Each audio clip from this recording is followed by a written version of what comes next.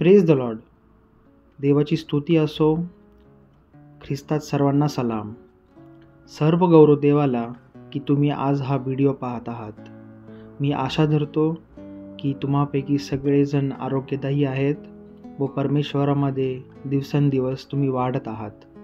आज आपण पाहणार आहोत की ख्रिस्तामध्ये तारणाबद्दल तुम्हाला खात्री आहे का? की मला खात्री आहे का की मी तारणामध्ये सुरक्षित आहे का? मी जेव्हा पाप करतो किंवा माझ्याकडून जेव्हा पाप घडते तेव्हा मी माझं तारण गमावतो का? मी कशी खात्री करू शकतो की मी स्वर्गातच जाणार आहे व मला सार्वकालिक जीवन प्राप्त झाले आहे? हा एक खूप महत्त्वाचा प्रश्न आहे आणि जर तुम्हाला या गोष्टीची खात्री नसेल तर तुम्ही नक्कीच खात्री केली पाहिजे. कारण पवित्र शास्त्रामध्ये हे अगदी स्पष्ट सांगितलं आहे व देवाची पण हीच इच्छा नाही की तुम्ही ह्या गोष्टीबद्दल अजाण असावे. तर जगामध्ये भरपूर शिक्षण थिओलॉजीज आहेत जे वेगवेगळे शिक्षण देतात, पण पवित्र शास्त्र काय सांगते हे आपल्यासाठी महत्त्वाचं आहे. तर आता मला कशी खात्री होईल की माझं खरंच तारण झालं आहे का मी फक्त चांगली कामे केली पाहिजे आणि एक दिवस मला समजेल? वचन सांगते 1 योहान 5 अध्याय 11-12-13 मध्ये ती साक्ष हीच आहे की देवाने आपल्याला सार्वकालिक जीवन दिले आणि हे जीवन त्याच्या पुत्रामध्ये आहे. ज्याला तो पुत्र आहे त्याला जीवन आहे, ज्याला देवाचा पुत्र नाही त्याला जीवन नाही. सार्वकालिक जीवन तुम्हास आहे हे तुम्हास कळावे म्हणून देवाच्या पुत्राच्या नामावर विश्वास ठेवणाऱ्या तुम्हास हे मी लिहिले आहे. तर हे अगदी स्पष्ट आहे. पवित्र शास्त्र असं नाही सांगत की तुम्हाला कदाचित तारण प्राप्ती होईल किंवा पहिले तुम्ही चांगले कामे करा मग शेवटला बघितले जाईल. परंतु तुम्ही जर ख्रिस्तावर विश्वास ठेवता तर तुमचं नक्कीच तारण झालं आहे. तर मग मला कसे समजेल की माझं तारण झालं आहे? कारण सैतान पण विश्वास ठेवतो की प्रभू येशू ख्रिस्त देव आहे. तर मग माझा विश्वास वेगळा कसा? का मी फक्त एक पश्चातापाची प्रार्थना केल्यावर मला माझं स्वर्गाचं तिकीट मिळतं?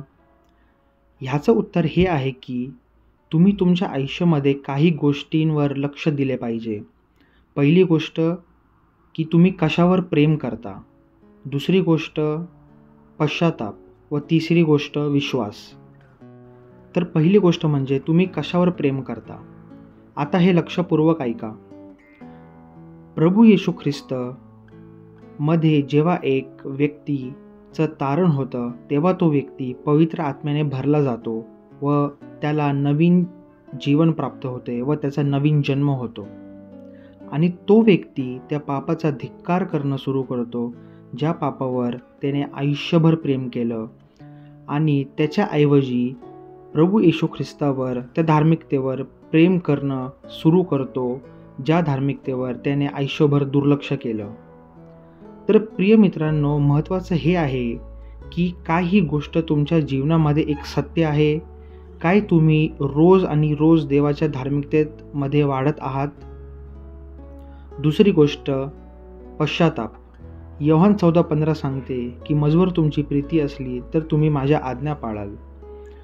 रोम 8:13 जर तुम्ही देह स्वभावाप्रमाणे वर्तता तर तुम्ही मराल, परंतु जर तुम्ही आत्मेने शरीराची कर्मे मारून टाकीता तर जिवंत राहाल. 2 करिंथ 5:17 मध्ये सांगते की जर कोणी ख्रिस्ताच्या ठायी आहे तर तो नवीन उत्पत्ती आहे, जुने ते होऊन गेले, पहा ते नवे झाले आहे. तर जेव्हा तुमचं तारण झालं तेव्हा तुमचा ख्रिस्तामध्ये नवीन जन्म झाला आहे व तुम्हामध्ये एक नवीन हृदय आहे व पवित्र आत्मा तुम्हामध्ये वस्ती करतो. तर काय तुम्ही त्याच्या आज्ञा पाळता काय? तुम्ही तुमच्या पापाची क्षमा मागितली आहे काय? कारण एक खरा ख्रिस्ती व्यक्ती ज्याचं तारण झालं आहे व ज्याचा नवीन जन्म झाला आहे तो देवाच्या आज्ञा पाळतो, देवाचा मान ठेवतो, त्याला वाटते म्हणून नाही तर त्याला हवे आहे म्हणून. तिसरी गोष्ट जी होती ती होती विश्वास. रोम 10:9 मध्ये सांगितले आहे, जर तू आपल्या मुखाने येशू प्रभू आहे असे स्वीकारशील आणि देवाने त्याला मेलेल्यातून उठविले असा आपल्या अंतःकरणात विश्वास धरशील तर तुला तारण प्राप्ती होईल. आता इथे सांगितले आहे की जर तुम्ही हे कराल तर तुम्हाला तारण प्राप्ती होईल. आणि हे आपल्यासाठी एक देवाचं वचन आहे. वचन असे नाही सांगत किंवा वचन असे नाही म्हणत की कदाचित किंवा बघू आणि पहिले तुम्ही चांगली व्यक्ती बना, मग तुमचे चांगले कर्मे बघितली जातील आणि मग ठरवलं जाईल की तुमचं तारण झालं आहे का नाही. पण वचन स्पष्ट सांगते की तुला तारण प्राप्ती होईल. रोमकारस 10:13 सांगितले आहे, जो कोणी प्रभूचे नाम घेऊन त्याचा दावा करेल त्याचे तारण होईल. जर तुम्ही हे केले आहे व खऱ्या अंतःकरणाने तुम्ही हे स्वीकारले आहे का? कारण लक्षात ठेवा, देव तुमचं अंतःकरण पाहतो व तुमचे विचार त्याचपासून लपलेले नाही. लक्षात घ्या, तुम्हाला तारण प्राप्ती झाली आहे.